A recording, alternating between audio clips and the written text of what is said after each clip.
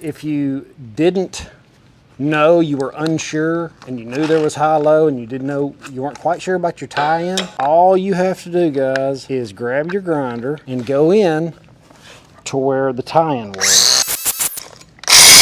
That should be enough. You don't want to grind it too thin, you'll just have more problems. So we're going to turn it up just a little bit and push back through that weak spot.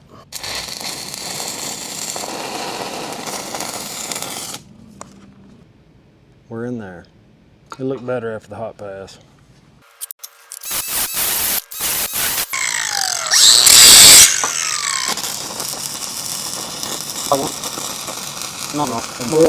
I'll do the other side.